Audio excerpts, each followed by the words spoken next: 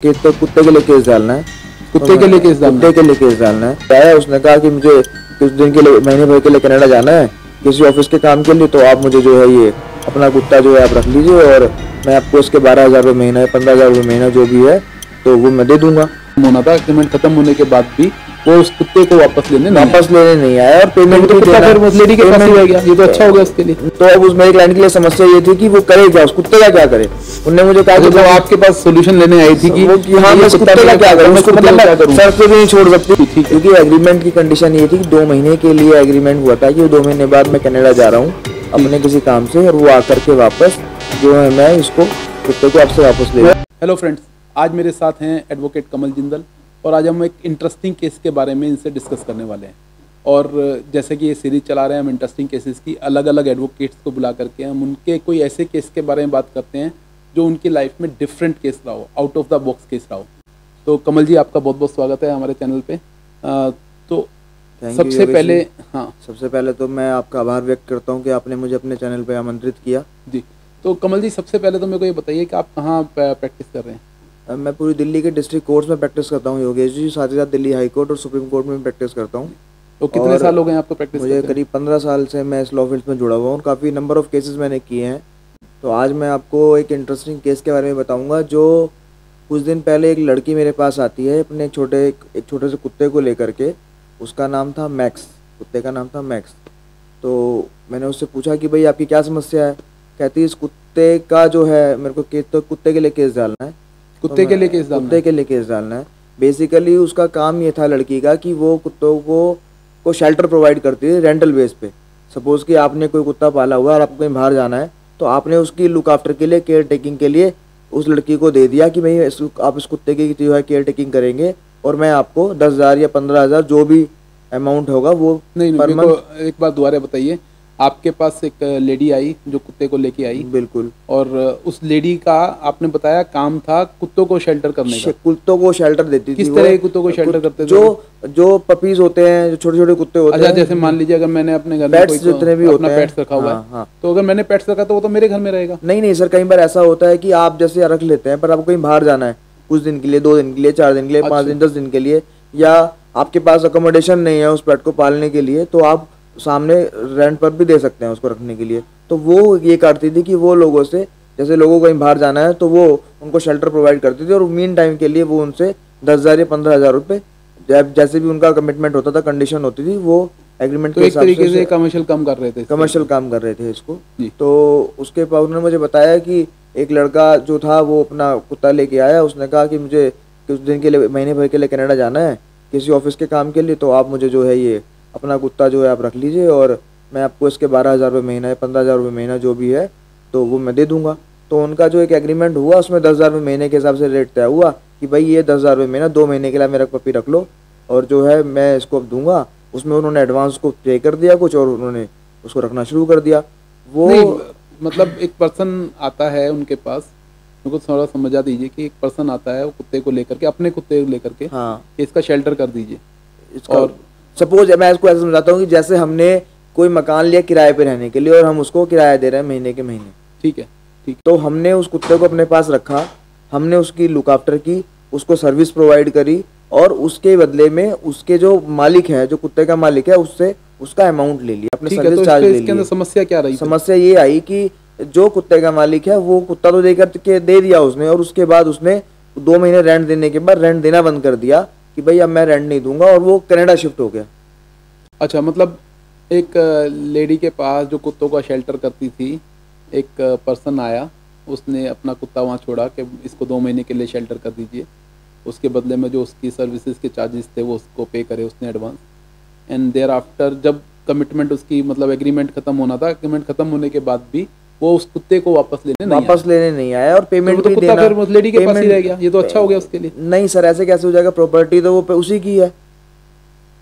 अच्छा, आप ऐसा मानिए कि आपने कोई अपनी चीज किसी के पास कुछ दिन के लिए रखी, आप उसका मालिक तो नहीं बन जाएंगे ना, मालिक तो वही रहेगा, मालिक तो मैं ही रहूंगा ना। अच्छा, ऐसे किसी की चीज आपके पास रह जाएगी तो आप उसके मालिक नहीं बन जाओगे। बेसिकली एग्रीमेंट के हिसाब से जो उसका कुत्ते का जो ओनर था वो तो वही था जिसने उसको पहले परचेज किया था, हम तो केवल उसको रेंट पे शेल्टर दे रहे थे। मेरे क्लाइंट उसको शेल्टर दे रहे थे। आया मतलब वो 2 महीने के बाद आया ही नहीं उनके आया ही नहीं, और वो बड़ा परेशान, उन्होंने फ़ोन उठाने बंद कर दिए मेरे क्लाइंट्स के। तो अब उस मेरे क्लाइंट के लिए समस्या ये थी कि वो करे क्या, उस कुत्ते का क्या करे। उनने मुझे कहा कि तो आपके पास सॉल्यूशन लेने आई थी कि वो कि हाँ भाई मैं ये इस कुत्ता कुत्ते का मेरे क्या पास है, करूँ, मैं उसको कुत्ते मतलब को मैं क्या करूँ? सड़क पे भी नहीं छोड़ सकती, और वो लेने आ नहीं अगर रहा, अगर मैं वो इसको करूँ क्या, पालूं कैसे इसको भाई। कुत्ते को वैक्सीनेशन भी देनी होती है, और आजकल तो वैक्सीनेशन इतनी महंगी हो चुकी है कुत्ते को। और दरअसल में कुत्ता अगर किसी को काट ले तो उसके लिए को नहीं समस्या, फूड भी बहुत महंगा है फूड भी बहुत महंगा है। तो मतलब उसका प्रॉब्लम ये थी कि अब मैं इस कुत्ते का क्या करूं? करें, उस कुत्ते को मैं रखूं, छोड़ दूं, हाँ, छोड़ देते हैं तो कल को वो वापस आएगा, क्लेम आने के करेगा, बाद तो मैं क्लेम क्या करेगा जवाब दूंगी मेरा कुत्ता कहाँ पर है। तो मैंने उसको एडवाइस किया कि पहले मैंने उसको जो है, अच्छा नहीं देख, तो अब यहाँ पर जो आपके पास वो आए, वो सोल्यूशन लेने आए थे कि भाई इस कुत्ते को अब मैं क्या करूं, फ्री छोड़ दूं या फिर मतलब इसको एमसीडी के अंदर दाखिल कर दूं कि भाई ये तो अब मेरा तो पेट डॉग है नहीं है, क्योंकि एमसीडी के पास तो ऐसे प्रोविज़न होते हैं, वो अपने पास आ सकते हैं। तो मतलब उसको प्रॉब्लम थी कि कुत्ते के ऊपर खर्चा हो रहा है लेकिन उसको वहाँ से पैसा नहीं मिल रहा, वो पसंद रिप्लाई नहीं कर रहा है। बिल्कुल बिल्कुल बिल्कुल ठीक है, क्योंकि एग्रीमेंट की कंडीशन ये थी कि 2 महीने के लिए एग्रीमेंट हुआ था कि 2 महीने बाद मैं कनाडा जा रहा हूँ अपने किसी काम से, और वो आकर के वापस जो है मैं इसको कुत्ते को आपसे वापस ले लूंगा। उसका किराया चालू था लेकिन उसको मिल नहीं रहा था, और वो बाउंड थी उसको मेंटेन करने के लिए, क्योंकि अगर वो उसको मेंटेन नहीं करेगी तो मर जाएगा वैसे ही। तो प्रॉब्लम यही थी कि वो मेरे साथ तो आपने क्या सॉल्यूशन दिया? मैंने उनको ये सॉल्यूशन दिया कि आप इस पे पहले कि उसको लीगल नोटिस दीजिए, उसमें कहिए कि भाई इतना इतना आपने मेरे साथ एग्रीमेंट किया था इस डेट को, और आपका एग्रीमेंट ओवर हो गया, तो आकर के अपने इसका जो कुत्ते का चार्ज टेक ओवर कीजिए। तो आपने लीगल नोटिस भेजा? मैंने लीगल नोटिस भेजा। अच्छा, मेरे लिए और चैलेंज तो लीगल नोटिस में मेरे को बताइए आपने क्या लिखा? मैं बताता हूँ योगेश जी, इसमें सबसे बड़ा चैलेंज मेरे साथ ये था कि मेरे पास उसका यहाँ का तो एड्रेस था, लोकल एड्रेस तो था, बट वो तो यहाँ से शिफ्ट हो चुका था। बाद में पता लगा कि वो तो परमानेंट शिफ्ट हो गया। अब मेरे पास कनाडा का एड्रेस नहीं था उसका, तो मैं नोटिस कहाँ भेजूँ?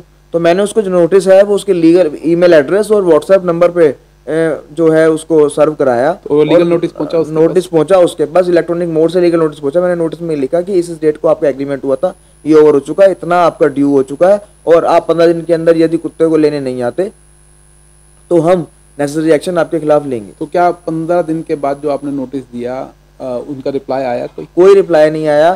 कुछ नहीं आया। उसके बाद मैंने सिविल कोर्ट में केस डाला रिकवरी का। 1 सेकंड, 15 दिन के बाद रिप्लाई नहीं आया? नहीं आया, कोई रिप्लाई नहीं आया। मतलब उस लेडी का कोई सोल्यूशन नहीं मिला? कोई सोल्यूशन नहीं मिला। वो लीगल नोटिस से कोई सोल्यूशन नहीं निकला? मेरे सर ऐसा तो किसी भी प्रॉपर्टी को तो फिर आपने उसके मतलब उस पर्सन के अगेंस्ट सिविल कोर्ट के अंदर केस फाइल किया। मेरे को ये बताइए, सिविल कोर्ट के अंदर मतलब एक कुत्ते की पोजीशन को लेकर के आपने केस डाला? मैंने सूट फाइल किया था, सूट फॉर रिकवरी और suit for mandatory injunction.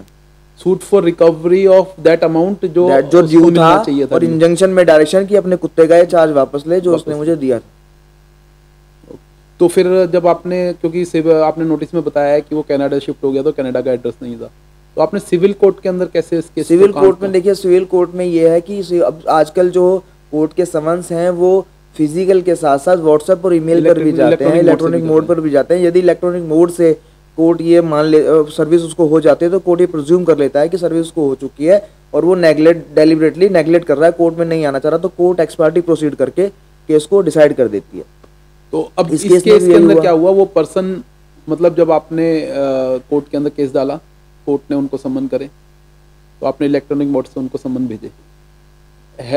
Have you received the summon? मतलब उन्होंने व्हाट्सएप पर समन मिल गए उनको। उन्होंने बाद में रिप्लाई भी किया, रिप्लाई किया उन्होंने व्हाट्सएप पर रिप्लाई किया कि हमें कुत्ता नहीं चाहिए, आप इसका जो चाहे वो कर सकते हैं। अच्छा, मतलब कोर्ट के सम्मन पे व्हाट्सएप पे रिप्लाई कर दिया कि कोर्ट के सम्मन पे नहीं, तो मेरे क्लाइंट के व्हाट्सएप पे रिप्लाई किया कि they are not ready to fight the case and you can do with the dog whatever you want to do. तो फिर क्या मतलब ये देखो, कोई कोर्ट का तो एक अलग प्रोसीजर है, आपने उस व्हाट्सएप चैट को भी कोर्ट के अंदर? मैंने उस व्हाट्सएप चैट को लगा करके अपना सूट अमेंड किया। साथ में जो है जो गवर्नमेंट शेल्टर हैं एनिमल्स के, उनको पार्टी बनाया और उनको डायरेक्शन दिलवाई बाद में कि भाई अमाउंट जो मेरा ड्यू है वो उनसे दिलवाया जाए, और ये जो पेट है जो मेरे पास है, ये गवर्नमेंट के जो शेल्टर्स बने हुए हैं जो लुक आफ्टर के लिए गवर्नमेंट, दिल्ली गवर्नमेंट के बने हुए हैं, वहाँ पर उसको जमा कर उनको लिखा जाए कि ये उसको यहाँ से लेकर के जाए। तो बाद में एक्सपार्टी डिक्री हुई उसके अंदर। तो गवर्नमेंट शेल्टर, गवर्नमेंट के बॉडीज को आपने मतलब एमसीडी को कंसर्न एमसीडी को पार्टी बनाया। वो लोग आए इसके अंदर? तो उन्होंने वो आए, रिप्लाई फाइल करा? उन्होंने रिप्लाई फाइल नहीं, उन्होंने कहा हमें कोई ऑब्जेक्शन नहीं है कि उनका काम ही यही है। देखिए जो एक सीधा सा कानून है सर, जो किसी का नहीं वो सरकार का है। हाँ ठीक है, मतलब नहीं, आई नो डैट कि मतलब सरकार का ये प्रोविजन है जो मतलब स्ट्रे डॉग्स वगैरह होते हैं, हाँ, उनके ऊपर वो कंट्रोल करते हैं। बिल्कुल बिल्कुल। तो मतलब अब उस जो पेट डॉग था उसको उसी स्ट्रे डॉग की कैटेगरी में डाल दिया गया? बिल्कुल उसी में मैंने उसको कहा कि अनक्लेम्ड है ये, अब इसका कोई ऑनर नहीं है, क्योंकि उसके जो ऑनर था उन्हें रिफ्यूज कर दिया इसका चार्ज लेने के लिए, तो मुझे फ्री किया जाए। अब मेरे को एक छोटी सी बात बताइए कमल जी, क्योंकि अगर वो पर्सन जैसे उसने व्हाट्सएप पे बोल दिया मेरे को क्लेम नहीं करना है, whatever you want to do, और आई नो दैट कि जो कुत्ते जो पेट डॉग्स होते हैं ये अलग अलग ब्रीड्स के होते हैं और कई बार तो बहुत कॉस्टली डॉग्स होते हैं, तो क्या आपका क्लाइंट उस कुत्ते को बेच नहीं सकता? नहीं बेच सकता, मैं ऑनर ही नहीं हूँ उस कुत्ते का, मैं कैसे बेच सकता हूँ सर? नहीं, अगर मान लीजिए कोई ऐसी सिचुएशन होती है और कोई अगर इसमें बेच देता वो कुत्ते को, तो क्या कॉन्सिक्वेंसेज होते हैं उसके? तो वो डैमेजेस के लिए फेल फाइल करता, तो वो डैमेजेस जो है वो उसको डैमेजेस, अगर उसका जो प्रीवियस ओनर है आकर के क्लेम करता तो उसको डैमेजेस पे करने पड़ते। तो मना कर ही दिया था व्हाट्सएप के ऊपर कि मेरे को कुत्ता नहीं चाहिए, whatever you want to do. But sir हम ये कह रहे हैं कि ये कुत्ता मेरा है ही नहीं, तो जो चीज़ हमारी है हम उसे बेच ही नहीं सकते, सिंपल लॉ है, बेसिक लॉ यही है। तो फिर उसके अंदर कोर्ट से डिक्री हुई? कोर्ट से डिक्री हुई रिकवरी की, रिकवरी में हमने एग्जीक्यूशन में डाला, एग्जीक्यूशन से जो उसके अकाउंट में थोड़ा बहुत अमाउंट था वो अटैच होकर के, पूरा तो नहीं, जो है उसके अकाउंट में अटैच होकर के था वो उसको मिल गया। वो बंदा कनाडा में ही बैठा अभी भी? वो कनाडा में ही है, वो आया ही नहीं। तो मेरे को बताइए जो डिक्री अमाउंट डिक्री हुई है वो अमाउंट पूरा मिलेगा नहीं मिलेगा उसको? सर उसके एक्चुअली एग्जीक्यूशन का जो अमाउंट है मुझे लगता नहीं वो पूरा मिल पाएगा, क्योंकि जो हमारी एसेट्स हैं, जो उसकी एसेट्स हैं सिर्फ बैंक अकाउंट्स में थी, तो 1,20,000 का अमाउंट जो है डिक्री किया था कोर्ट ने, उसमें से सिर्फ 70-80 हज़ार रुपये ही अप्रॉक्स जो है वो अटैच होकर के आ पाए हैं। अभी भी एग्जीक्यूशन पेंडिंग चल रही है, और जो है कुत्ता वो दिल्ली गवर्नमेंट ने, एमसीडी कंसर्न ने अपने पास रख लिया है, तो उसको इंटीमेशन भी दे दी गई है इस बात की कि अगर वो चाहे तो अपना कुत्ता वहाँ से ले सकता है। बहुत ही अच्छी आपने इन्फॉर्मेशन दी, बड़ा ही यूनिक केस था। मतलब मैंने क्योंकि मेरे को भी वकालत करते हुए इतना समय हो गया है, मैंने भी कभी ऐसा नहीं सुना कि कुत्ते को लेकर के भी ऐसा पोजीशन को लेकर के, कुत्ते की इंजेक्शन को लेकर के और रिकवरी ऑफ अमाउंट को लेकर के भी केस हो सकता है। और मैं अपने चैनल के माध्यम से अपने व्यूवर्स को भी बोलना चाहता हूँ कि कभी भी किसी की प्रॉपर्टी अगर आप लेते हैं तो आप उस प्रॉपर्टी के मालिक नहीं बन जाएंगे। आज की वीडियो से एक ही बात समझ में आती है कि कुत्ता भी एक प्रॉपर्टी हो सकती है, और अगर आप किसी के कुत्ते को पोजेश कर लेते हैं, मान लीजिए कोई आपका दोस्त ही आपके घर पे अगर कुत्ता छोड़ जाता है और वो उसको अनक्लेम कर देता है, लेना ही नहीं आता है, तो ऐसा नहीं है कि आप उसके साथ कुछ भी कर दें, ऐसा नहीं है कि आप उसको रोड पे छोड़ दें। अगर रोड पे छोड़ देंगे तो वापस आके आपसे वो क्लेम कर सकता है और आपसे भारी रूप के अंदर कंपनसेशन क्लेम कर सकता है, डैमेजेस मांग सकता है उस कुत्ते के बदले में। तो कमल जी बहुत बहुत धन्यवाद। कमल जी के बारे में मैं इतना ही बोलूँगा कि दिल्ली में प्रैक्टिस करते हैं और बहुत समय से दिल्ली के अंदर प्रैक्टिस कर रहे हैं, दिल्ली हाई कोर्ट में, सुप्रीम कोर्ट के केसेस देखते हैं। और आपका आज मेरे चैनल पे आने के लिए बहुत बहुत धन्यवाद। आने वाले समय में मैं इनसे और भी इस तरह के केसेस के बारे में जरूर डिस्कस करूँगा, दोबारा आपको बुलाएंगे और इंटरेस्टिंग केसेस के बारे में बात करेंगे। तो दोस्तों इंटरेस्टिंग केसेस की इस सीरीज को मैं चालू रखूंगा, आने वाले समय में और भी एडवोकेट्स के साथ मिलेंगे और उनके इंटरेस्टिंग केसेस के बारे में बात करेंगे। बहुत बहुत धन्यवाद।